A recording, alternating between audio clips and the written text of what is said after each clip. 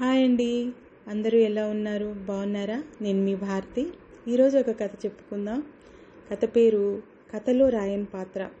అంటే మన జీవితాల్లో కూడా పైకి రావడానికి ఎందరో సహకరిస్తారు కదా, అలాంటిదే ఈ కథ కూడా. వినండి. ఉదయం 6:50 బెంగళూరు నుంచి విజయవాడ వస్తున్న ఇండిగో ఫ్లైట్కి ఇంద్రకీలాద్రిపై తచ్చాడుతున్న ఆషాఢ మేఘాలు స్వాగతం పలికాయి. గన్నవరం ఎయిర్పోర్ట్లో దిగగానే రమణకి ఫోన్ చేశాడు ఆనంద్. బాబు ఆనందు, ఆప్యాయంగా పలకరించింది ఫోన్ ఎత్తిన సునంద. వదిన గారు నమస్తే. రమణన్ లేచాడా అడిగాడు. అసలు నిద్రపోతేగా, ఇప్పుడే స్నానానికి వెళ్ళారు. మీరు ల్యాండ్ అయ్యారా? రమణన్ పంపేదా అంది నవ్వుతూ. వద్దొద్దు, క్యాబ్ తీసుకుని నేనే వచ్చేస్తా. 8 కల్లా మీ ఇంటి ముందు ఉంటా. ఆనంద్కి 45 ఏళ్లుంటాయి. మోడర్న్ ఎంటర్ప్రైజెస్ అధినేత. హోటల్స్, కన్స్ట్రక్షన్, టెక్స్టైల్స్ ఏరియాల్లో వ్యాపారాల్లో సౌత్ ఇండియాలో టాప్ లీడ్లో ఉన్న బిజినెస్ మెన్. రమణ విజయవాడ బ్రాంచ్కి CEO. వాళ్ళిద్దరిది 20 ఏళ్ల అనుబంధం. ఆనంద్, నా షర్టు బాగుందా? ఎక్కడ లేని హుషారుతో తుళ్ళి పడుతున్నాడు రమణ. అతని మొహం వెలిగిపోతుంది. చూడయ్యా, తనకే అవార్డు వచ్చినంత సంబరపడిపోతున్నాడు మీ అన్న. రాత్రంతా ఒకటే ముచ్చట్లు నీ గురించి. చెప్తే నమ్మవు కానీ ఉదయం నుండి ఇప్పటిదాకా 5 షర్టులు మార్చాడు. అదొక భావోద్వేగపు ప్రకటనగా తోచింది ఆనంద్కి. ఆనంద్ చిన్న నవ్వు నవ్వి రమణ టక్కు సరిచేసి ఆలింగనం చేసుకున్నాడు. వాళ్ళిద్దరినీ సంతోషంగా చూస్తూ కాఫీ కలిపింది సునంద. రమణన్న, దారిలో టిఫిన్ చేసి వెళ్దాం. ఇంతకీ నువ్వు గాని టిఫిన్ చేసేసావా? సందేహంగా అడిగాడు ఆనంద్ అద్దంలో జుట్టు సరిచేసుకుంటూ. లేదు, ఓన్లీ కాఫీ. ఏమీ తినొద్దని రాత్రి చెప్పావుగా. కాఫీ కప్పు టేబుల్ మీద పెట్టి కార్ కీస్ తీసుకుంటూ సునందకు బయ చెప్పి బయటకు వచ్చాడు రమణ. అనుసరించాడు ఆనంద్. కారు ముందుకు ఉరికింది. సీను హోటల్కేగా ఆనంద్ వైపు చూస్తూ అన్నాడు. కళ్ళు పెద్దవి చేస్తూ తలూపాడు ఆనంద్. అయితే కొత్తగుళ్ళ పడమర గేటు దగ్గర పార్క్ చేసి లోపల నుండి వెళ్దాం అన్నాడు. రతన్ సెంటర్ దగ్గర మలుపు తిప్పుతూ ఒక రకమైన పారవశ్యంలో ఉన్నాడు ఆనంద్. పాత జ్ఞాపకాలను నెమరు వేసుకుంటూ ప్రతి షాపుని, మనుషుల్ని తన్మయంగా చూసుకున్నాడు. వాతావరణం ఆహ్లాదకరంగా ఉంది. సన్నగా చినుకులు పడుతున్నాయి. కమ్మని కృష్ణ గాలికి కొమ్మలు మత్తుగా తలూపుతున్నాయి. 60 ఏళ్ల నాటి కేరళ వాళ్ళ హోటల్ అది. అడుగు పెడుతుంటే వేడివేడి దోశలపై కరుగుతున్న నేతి సువాసన ముక్కు పుటాలను తాకింది.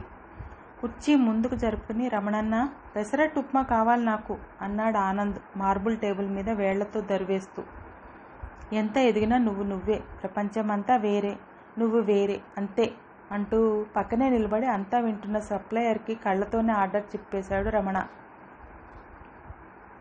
20 ఏళ్ల క్రితం మాట. ఒకరోజు అదే హోటల్లో అక్కడే కూర్చుని ఉన్నాడు ఆనంద్. అతనికి బాగా ఆకలిగా ఉంది. సప్లయర్ని పిలిచి ఉప్మా పెసరట్టు ఎంత అని అడిగాడు. అతను చెప్పేలోపే ఇడ్లీ ఎంత అని అడిగాడు. ఆ సప్లయర్ ఆనంద్కి గోడకేసి వేలు పెట్టి చూపించి చదువుకో అన్నట్టు సైగ చేసి పక్క టేబుల్ దగ్గరికి వెళ్ళిపోయాడు, చెవిలో పెన్సిల్ సరి చేసుకుంటూ. అతన్ని మళ్ళీ పిలిచి ఒక కాఫీ తీసుకురా అని చెప్పాడు ఆనంద్ నెమ్మదిగా. కాఫీ ఇప్పుడే వద్దు, ఇందాక పెసరట్టు చెప్పా కదా, మరొకటి కూడా పట్రా మా ఇద్దరికి, తర్వాత కాఫీ. ఆనంద్ అనుమతి తీసుకోకుండా చెప్పాడు. అతనికి ఎదురుగా కూర్చున్న వ్యక్తి 35 ఏళ్లుంటాయి, బక్కపల్చగా ఉన్నాడు. అరే వద్దండి, నేను తినే వచ్చా, కాఫీ చాలు, మీకెందుకు శ్రమ అన్నాడు ఆనంద్ కంగారుగా, మొహమాట పడుతూ. మొహంలో ఎలాంటి భావం లేకుండా ఇద్దరికేసి చూస్తూ నిలబడ్డాడు సప్లయర్. ఏదో ఒకటి తేల్చండి అన్నట్టుగా. అతను వెళ్ళి తెమ్మని పురమాయించి కొంచెం ముందుకు వంగి, తప్పుగా అనుకోకండి, నా పేరు రమణ. ఇవాళ మా తమ్ముడు పుట్టినరోజు. ప్రతి ఏడాది వాడు నేను ఇక్కడికి వచ్చి టిఫిన్ చేసి వెళ్తాం. అదొక అలవాటు. ఈసారి వాడు లేడు, ఇంటర్వ్యూ పని మీద హైదరాబాద్ వెళ్ళాడు. ఇవాళ వాడి ప్లేసు మీది. మీరు తీసుకోవాల్సిందే, తప్పదు. నేను చాలా సంతోషిస్తా ప్రాధేయపూర్వకంగా అడిగాడు. సరే అనక తప్పలేదు ఆనంద్కి. చాలా థ్యాంక్స్ అండి, కృతజ్ఞతగా చెప్పాడు. ఆనంద్ బయటకు వచ్చేటప్పుడు, పర్వాలేదు, మీరేం చేస్తారు, ఎక్కడుంటారు అడగొచ్చా అంటూనే అడిగాడు రమణ. నా పేరు ఆనంద్ అండి. మాది ఇక్కడే బ్రాహ్మణ వీధి. MCom gold medal. జాబ్ కోసం వెతుకుతున్నా. ఫ్యామిలీ అంతా నా మీదే డిపెండ్ అండి. మీరు? ప్రశ్నార్థకంగా అడిగాడు. నేను మనో ఎంటర్ప్రైజెస్ ఉంది కదా, బందర్ రోడ్డు, కాందారి దగ్గర. దాంట్లో సేల్స్ మేనేజర్గా పనిచేస్తున్నా 7 ఏళ్లుగా. ఓహ్, చాలా మంచి పేరుందండి ఆ కంపెనీకి. రమణ తలుపి, అవును, ఎంప్లాయీస్ని బాగా చూసుకుంటారు. ప్రజెంట్ కొంచెం లాస్లో ఉంది. మా ఎండీ సారు మేడం చాలా మంచివాళ్ళు. మీరు గోల్డ్ మెడల్ అంటున్నారుగా, ఏదైనా ఛాన్స్ ఉండొచ్చు. మొన్నటి వరకు పెద్ద సార్ ఉండేవారు. ఆయనకి హెల్త్ బాగోక వాళ్ళ అబ్బాయికి కోడలికి మొత్తం అప్పచెప్పేశారు. మాట్లాడి చూద్దాం, కాదనకపోవచ్చు. రమణ మాటలు పూర్తి కాకముందే అతని వైపే రెప్పార్పకుండా చూస్తున్న ఆనంద్ టక్కున చేయి పట్టుకున్నాడు కృతజ్ఞతగా. మీరు ఫ్రీ అయితే నాతో రండి, వెళ్దాం అంటూ రమణ స్కూటర్ స్టాండ్ తీసి స్టార్ట్ చేశాడు. మాట్లాడకుండా వెనక ఎక్కి కూర్చున్నాడు ఆనంద్. మీకు విషయంలో సారీ చెప్పాలి, బండి పోనిస్తూ తల కాస్త వెనక్కి తిప్పి అన్నాడు రమణ. నాకా? మీరా? నాకెవరూ తమ్ముళ్ళు లేరు. మీతో టిఫిన్ తినిపించడానికి అబద్ధం చెప్పా అన్నాడు రమణ బండి వినాయకుడి గుడి మీదుగా ముందుకు పోనిస్తూ. జీవితం గొప్పగా మారిపోతున్నట్టు అనిపించింది ఆనంద్కి. జీవితం గొప్పగా మారిపోయింది కూడా. రమణన్న ఇక్కడే, నువ్వు పరిచయం అయ్యాక అన్నాడు ఆనంద్ కళ్ళజోడు తీసి జేబులో పెట్టుకుంటూ. జ్ఞాపకాల్లోంచి బయటకు వస్తూ ఇద్దరూ నెమ్మదిగా నడుచుకుంటూ కార్ దగ్గరికి వచ్చారు. ఆనంద్ డ్రైవ్ చేస్తున్నాడు. అతను ఉద్యోగంలో చేర్చిన రోజులు గుర్తొచ్చాయి రమణకి. రాత్రింబవళ్ళు కంపెనీ కోసం పనిచేశాడు ఆనంద్. మోహన్ ఎంటర్ప్రైజెస్ అధినేతలు మోహన్, అతని భార్య మనోహరి డైనమిక్గా కంపెనీని నడిపేవారు. ఆనంద్ తెలివితేటల్ని, చొరవని గుర్తించి ప్రోత్సహించేవారు మార్కెటింగ్లో.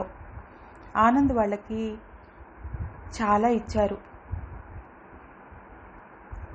ఆనంద్ కంపెనీకి లాభాలు తెప్పించి తన మీద పెట్టుకున్న నమ్మకాన్ని నిలబెట్టుకున్నాడు.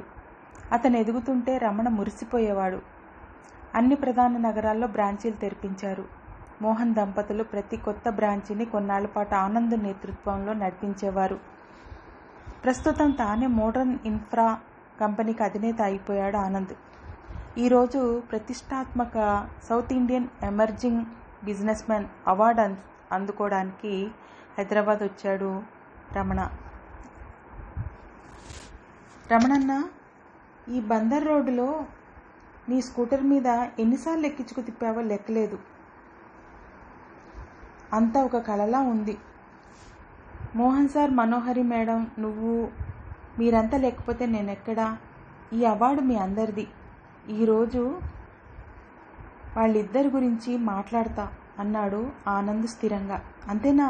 నువ్వు కృతజ్ఞత చెప్పాల్సిన వ్యక్తి మరొకరున్నారు. నీ గురించి చెప్పకుండా ఎలా అన్నా నవ్వేశాడు ఆనంద్. నా గురించి కాదులే, తీసుకున్న దానికి 100 రెట్లు తిరిగిచ్చే తత్వం నీది. గుప్పెడు అటుకులిచ్చిన కుచేలుడికి కృష్ణుడు అంతులేని సంపదలిచ్చినట్టు చిన్న ఉద్యోగం కుదిర్చిన నాకు సొంతిల్లు కట్టించావు. నా పిల్లల్ని పెద్ద చదువులు చదివించావు. నా తమ్ముడివో కొడుకువో స్నేహితుడివో అర్థం కాదు, ఆనంద్ ఆలోచిస్తే అంటూ కంటతడి పెట్టాడు రమణ. అయినా నువ్వు నేను వేరే చెప్పు అన్నాడు కొనసాగింపుగా. మరి ఇంకెవరున్నారు ఆలోచిస్తూ అడిగాడు ఆనంద్. రాధ గురించి చెప్పాలి. మౌనంగా తలూపాడు ఆనంద్. అతని చేతులు స్టీరింగ్పై బిగుసుకున్నాయి. రాధ పేరు వినగానే. కారు పెన్నమలూరులోని కన్వెన్షన్ హాల్ ముందర ఆగింది. చాలా కోలాహలంగా ఉంది అక్కడ. ఏర్పాట్లన్నీ చాలా ఆర్పాటంగా కనిపిస్తున్నాయి. సౌత్ ఇండియా బిజినెస్ సమ్మిట్ జరుగుతుంది అక్కడ. కోటీశ్వర్లు కొలువు తీరే వ్యాపార జాతర. ఆనంద్కి అభినందనలు తెలుపుతూ ఉన్న ఫ్లెక్సీలు, స్వాగత బ్యానర్లు చూసిన రమణకి ఛాతీ పొంగింది. సభ ప్రారంభమైంది. దక్షిణ భారతదేశంలోని అన్ని ప్రముఖ వ్యాపార సంస్థలు తమ ఉత్పత్తుల గురించి, వ్యాపారంలో అనుసరిస్తున్న విధానాల గురించి, ప్రభుత్వాల సహకారం గురించి తమ ప్రజెంటేషన్స్ ఇస్తున్నాయి. మోహన్ మనోహరి దగ్గరికెళ్ళి నమస్కారం చేసి వాళ్ళ పక్కనే కూర్చున్నాడు ఆనంద్. అతని భుజం తట్టాడు మోహన్. భోజన విరామం తర్వాత 4 గంటలకి అవార్డు ప్రదానోత్సవం ప్రారంభమైంది. ఆనంద్ గురించి అందరూ గొప్పగా మాట్లాడారు. మోహన్ వంతు వచ్చింది. ఇక్కడ ఉన్న అందరికంటే ఆనంద్ గురించి మాకే ఎక్కువ తెలుసు. ఆయన మా ప్రోడక్ట్. ఒకప్పుడు మా దగ్గర 4,000 జీతానికి పనిచేశాడు. ఈరోజు తానే 4,000 మందికి జీతం ఇస్తున్నాడు. దీన్నే గెలుపు అంటారు. తానొక్కడే గెలవటం కాదు, చుట్టూ ఉన్న వారిని కూడా గెలిపిస్తాడు మా ఆనంద్. అతనొక విజేత. ఇటువంటి విజేతల జీవితాలను కథలుగా తెలుసుకోవాలనే యువత. ఇటువంటి స్ఫూర్తివంతమైన కథలో మేము కూడా పాత్రలు కావడం మాకెంతో సంతోషం. ఆనంద్ ఇంకా ఎదగాలి, అన్ని రంగాలలో పెట్టుబడులు పెట్టి ఇండియాలోనే టాప్ మోస్ట్ బిజినెస్ మ్యాన్ కావాలి. అది మోహన్ ఎంటర్ప్రైజెస్ ఆకాంక్ష అంటూ మనస్ఫూర్తిగా ముగించాడు. అందరికంటే 2 చప్పట్లు ఎక్కువ కొట్టాడు రమణ. చివరిగా తన స్పందన తెలియచేయడానికి పోడియం దగ్గర మైక్ తీసుకున్నాడు ఆనంద్. రమణకి చాలా ఉత్కంఠగా ఉంది. రాధ గురించి కూడా 2 మాటలు చెప్తే బాగుండు అనుకున్నాడు. అందరికీ నమస్కారం. నేను గెలవలేదు, గెలిపించారు. నా చేయి పట్టి వెన్ను తట్టి ముందుకు నెట్టి మరీ నన్ను గెలిపించారు మోహన్ సార్, మనోహరి మేడం. నన్ను సొంత మనిషిలా చూసుకున్నారు. నేను స్వేచ్ఛగా ఆలోచించడానికి, తోచిన పని చేయడానికి మోహన్ ఎంటర్ప్రైజెస్ అవకాశం కల్పించింది. అది నా మాతృ సంస్థ. నిజానికి ఒక కంపెనీకి అధినేత కావాలని నేను ఎప్పుడు కోరుకోలేదు. ఓ రకంగా అది మోహన్ సార్ ఆకాంక్ష. వారు బ్యాంకులకు షూరిటీ ఇచ్చి మరీ నా చేత కంపెనీ పెట్టించారు.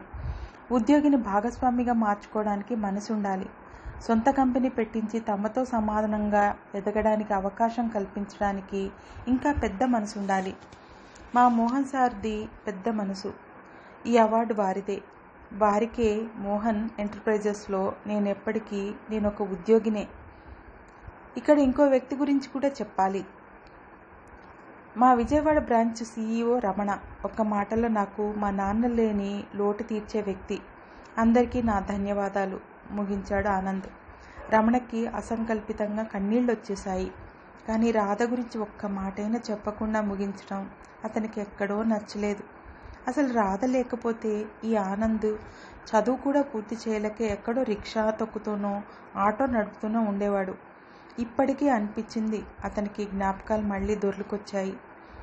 మోహన్ ఎంటర్ప్రైజెస్లో మార్కెటింగ్ మేనేజర్గా పనిచేస్తున్న రోజుల్లో ఆనంద్ని పెళ్లి చేసుకోకుండా ఎన్నాళ్ళుంటావు అని పదే పదే అడిగేవాడు రమణ. ఎవరికి చెప్పనని మాటిచ్చాక రాధతో తన విఫల ప్రేమ కథని రమణకి చెప్పుకున్నాడు ఆనంద్. ఆనంద్ విజయవాడలో డిగ్రీ చదువుతుండగా ఆంధ్ర యూనివర్సిటీలో జరిగిన యువజనోత్సవాలలో రాధ పరిచయమైంది. ఆమెది విశాఖపట్నం. భారతదేశ ఆర్థిక ప్రగతి అనే అంశం మీద ఆనంద్ చేసిన ప్రసంగం ప్రొఫెసర్స్ మన్నలను అనుకుంది.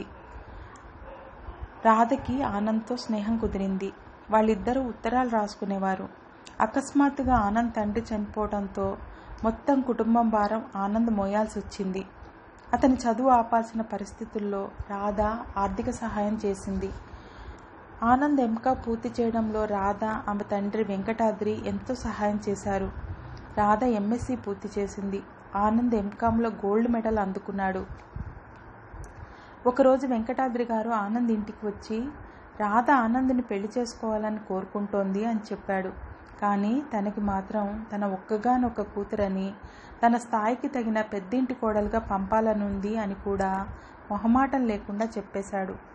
తాను అంతకంటే ఎక్కువ చెప్పలేనంటూ తాను వచ్చి మాట్లాడిన సంగతి రాధకి చెప్పవద్దని మరీ మరీ కోరాడు. ఆనంద్కి గుండెల్లో చెప్పలేనంత దిగులు కలిగింది. తాను వారి స్థాయికి తగిన వాడిని కాదని, తమ కుటుంబం అంతా వారికి భారం కాలేమని రాధకి నచ్చజెప్పి దూరం అయిపోయాడు. ఉత్తరాలకి అక్షరాలు కరువయ్యాయి. అలా దిక్కుతోచని స్థితిలో తిరుగుతున్నప్పుడు రమణ పరిచయం అయ్యాడు.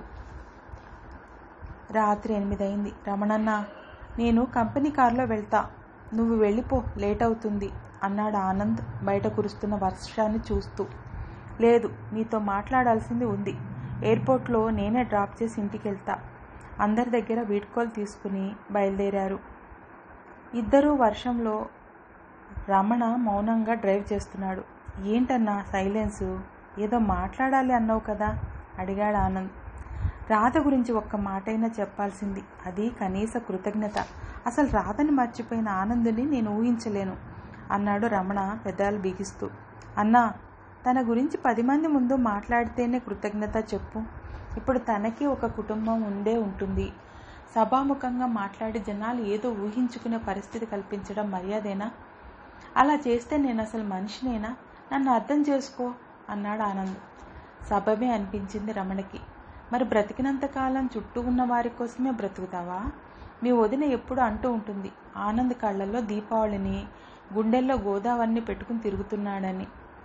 జీవితం పొద్దు వాళ్ళకు ముందే కాస్త నీ గురించి కూడా ఆలోచించుకో ఆనందు. ఇందాక మాట్లాడుతూ తండ్రి స్థానంలో ఉంచావు కదా నన్ను, ఆ చనువుతో అడుగుతున్నా ఆర్తిగా అడిగాడు రమణ. పెదవి దాటని నవ్వొకటి విసిరాడు ఆనంద్. వర్షం కురుస్తూనే ఉంది వాళ్ళ మనసుల్ని చల్లబరచడానికి.